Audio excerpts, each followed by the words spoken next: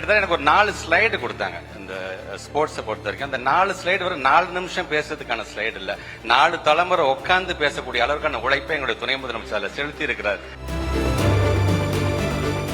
ஒரு திடீர்னு ஒரு நாள் காலையில 6:32 எல்லாருக்கும் ஒரே நேரத்துல 5000 வர வைக்கப்பட்டது பாருங்க.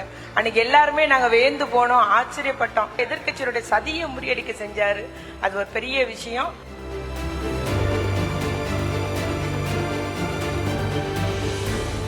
ஸ்குவாஷ் வேர்ல்டு கப் பேசுறோம் பாத்தீங்களா, அந்த ஸ்குவாஷ்க்கான ஃபெடரேஷனுக்கான ஆபீஸ் எங்க இருக்குன்னா நம்முடைய தமிழ்நாட்டுல நேரு பார்க்ல தான் இருக்குது அப்படிங்கிறது நமக்கான பெருமை. ஸ்குவாஷ்ல வேர்ல்டு கப் லெவல்ல கிட்டத்தட்ட 4 பேர் ஜெயிச்சிருக்காங்க. அதுல 3 பிளேயர்ஸ் நம்ம தமிழ்நாட்டோட பிளேயர்ஸ்ங்கிறது நமக்கான பெருமை. பெண்களின் பாதுகாப்புக்காக தோழி விடுதி கொண்டு வருவோம்னு உண்மையில எனக்கே அப்ப நம்பிக்கை இல்லை. ஏன்னா ஒவ்வொரு விடுதி கட்டுவதற்கும் அவ்வளவு கோடிக்கணக்கான நிதி ஒதுக்கீடு சொல்றாங்களே நினைச்சோம். ஆனா எல்லா மாவட்டத்திலும் இருக்கணும்.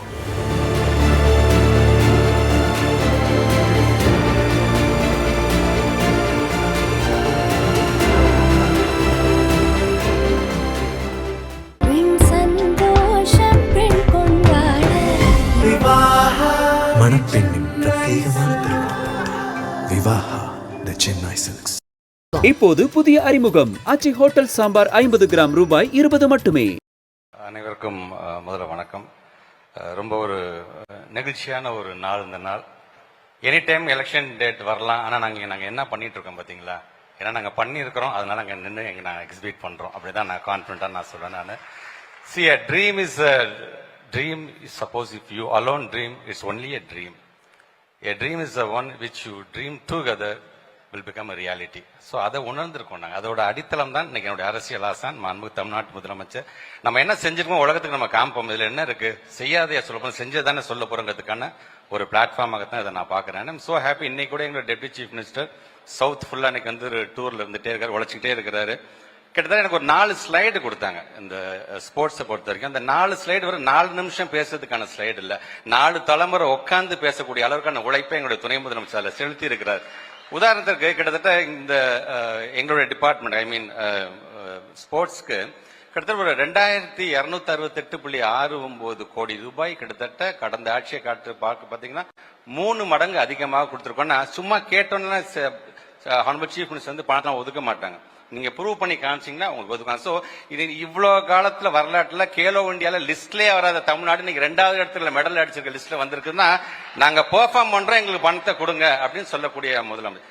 சோ இன்னொன்னு நான் பார்க்கக்கூடியது கிட்டத்தட்ட இந்த 5 வருஷத்துல மட்டும் பாத்தீங்கன்னா ஏறத்தாழ 301 பேருக்கு அரசு உத்தியோகத்துல ஸ்போர்ட்ஸ் கோட்டால வந்து வாங்கி கொடுத்திருக்காரு தமிழ்நாட்டுடைய முதலமைச்சர். கடந்த காலத்துல வெறும் 3 பேருக்கு தான், அதுவும் பிஎஸ்சியூல இருக்கக்கூடிய EBTNPL கொடுத்தாங்க. ஆனா இந்த 301 பேரும் பாத்தீங்கன்னா எங்களோட ஸ்கூல் எஜுகேஷன் டிபார்ட்மெண்ட்ல எங்களுக்கு கொடுத்ததாக இருந்தாலும் சரி, ரெவன்யூ டிபார்ட்மெண்ட்ல RI லெவலுக்கு கொடுக்கக்கூடிய போஸ்டிங்கா இருந்தாலும் சரி, கமர்ஷியல் சார்ந்து வரும்போது சப் ரிஜிஸ்டர் லெவல்ல கொடுக்கறதாக இருந்தாலும் சரி, இதுல இன்னும் நான் பெருமையாக பார்க்கக்கூடியது 301 பேர்ல 70 பேர் பாரா அத்லெட்டிக்ஸ்க்கான அந்த நியமனம் வழங்கப்பட்டிருக்கிறது நமக்கான மிகப்பெரிய ஒரு பெருமை. சோ இங்க நீங்க ஆல்மோஸ்ட் பாத்தீங்கன்னா ஏவில அவர் என்னென்னலாம் செஞ்சு எல்லாத்தையுமே காமிச்சு முடிச்சிட்டீங்க நீங்க. நான் புதுசா சொல்லணும் அவசியம், பட் எனக்கான பெருமை அவர் கொண்டு வருகின்ற 2021 செஸ் ஒலிம்பியாடு கொண்டு வந்த பொழுது தமிழ்நாட்டு முதலமைச்சர் எந்த அளவுக்கு அவங்க இருக்க அரசு அதிகாரி மேல நம்பிக்கை வச்சிருக்காருன்னு பாருங்க. அந்த மாதிரியான ஒரு இன்டர்நேஷனல் ஈவெண்ட் நடத்துறதுக்கு 3 வருஷம் ஆகும்.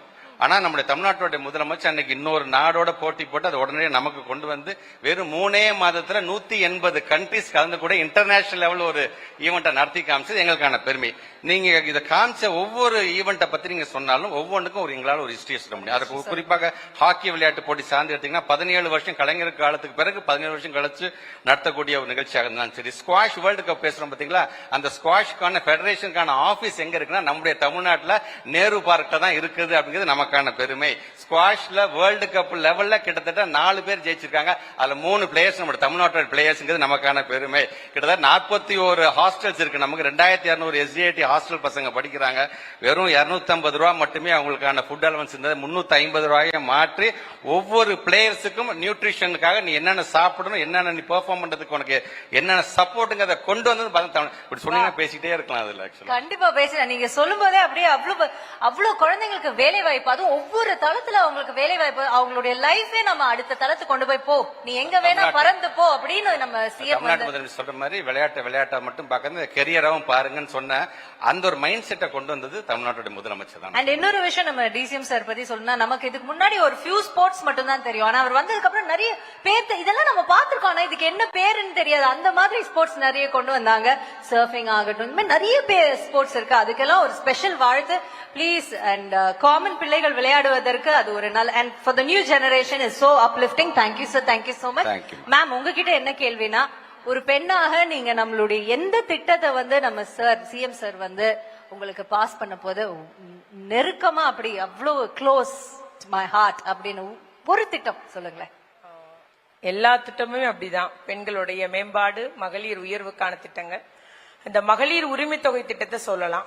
அவர் முதலமைச்சருக்கு ரொம்ப பிடிச்ச ஒரு திட்டமா செயல்படுத்தி வர்றாரு. அதுவும் நம்முடைய துணை முதலமைச்சர் துறையின் மூலம் செயல்படுத்தப்படுகிறது அந்த திட்டம். இந்த இப்போ ஒரு திடீர்னு ஒரு நாள் காலையில 6:32 எல்லாருக்கும் ஒரே நேரத்துல 5000 வர வைக்கப்பட்டது பாருங்க. அன்னைக்கு எல்லாருமே நாங்க வேந்து போனோம், ஆச்சரியப்பட்டோம். என்னடா அப்படின்னு எல்லாருக்குமே வியப்பா இருந்துச்சு. அது எதிர்கட்சியுடைய சதியை முறியடிக்க செஞ்சாரு. அது ஒரு பெரிய விஷயம்.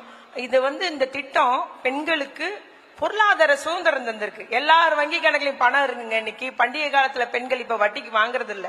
அது போல மட்டும் இல்ல, எல்லார் குடும்பத்திலையும் முதலமைச்சரை சகோதரனாக, தம் பிள்ளையாக, தன்னுடைய குடும்பத்தில் உறவாக தான் நம்முடைய முதலமைச்சரை மகளிர் உரிமை தொகை பெறும் அத்துணை பெண்களும் அவர்கள் கருதுகிறார்கள் என்பதை குறிக்கொள்ள விரும்புகிறேன். அதுபோல் அந்த விடியல் பயணம் அது வெறுமன சேமிப்பு மட்டும் இல்ல, ஒரு இடத்திலிருந்து மற்றொரு இடத்திற்கு பெண்களுக்கு பயணிக்கிற சுதந்திரத்தை தந்திருக்கு. அதுவே முந்தி கிடையாது. யாருடைய உதவியோ எதிர்பார்த்திருக்க வேண்டும். இன்னைக்கு நினைச்ச உடனே பஸ்ல ஏறி நான் போயிட்டு வந்துடுறேன், எங்க அம்மா வீட்டுக்கு போயிட்டு வந்துடுறாங்க. அது அந்த ஒரு சுதந்திரத்தையும் பெண்களுக்கு தந்திருக்கு. அதே போல தோழி விடுதியை எடுத்துக்கிட்டீங்கன்னா அதுவும் நம்முடைய முதலமைச்சருடைய உன்னத திட்டம். முதல் ஆண்டுல முதலமைச்சர் அறிவிச்சாங்க, எல்லா மாவட்டத்திலையும் பெண்களின் பாதுகாப்புக்காக தோழி விடுதி கொண்டு வருவோம்னு. உண்மையில எனக்கே அப்ப நம்பிக்கை இல்லை. ஏன்னா ஒவ்வொரு விடுதி கட்டுவதற்கும் அவ்வளவு கோடிக்கணக்கான நிதி ஒதுக்கீடு சொல்றாங்களேன்னு நினைச்சோம். ஆனா எல்லா மாவட்டத்திலும் இருக்கணும். குறிப்பா சென்னையில அதிகப்படியான எண்ணிக்கையில இருக்கணும். இங்கு முதல் தலைமுறை பட்டதாரியா வரைய பெண்கள் இங்கு வேலை செய்யறதுக்கு, படிப்பதற்கு, எக்ஸாம் எழுதுறது கூட குறுகிய கால தங்கி விடுதியா கூட அதை உபயோகப்படுத்திக்கலாம் அப்படின்ற மாதிரி பெண்களுக்கு ஏற்றவாறு இந்த துறையின் மூலம் அதுவும் செயல்படுத்தப்படுகிறது. அதுவும் எல்லா பெண்கள் பாதுகாப்பு மற்றும் அவளுடைய உயர்வுக்கான ஒரு திட்டமாக செயல்படுகிறதுன்றதை நான் இங்கு definitely if a woman moves freely the society grows rapidly. So thank you so much once again to our CM. Thank you so much ma'am.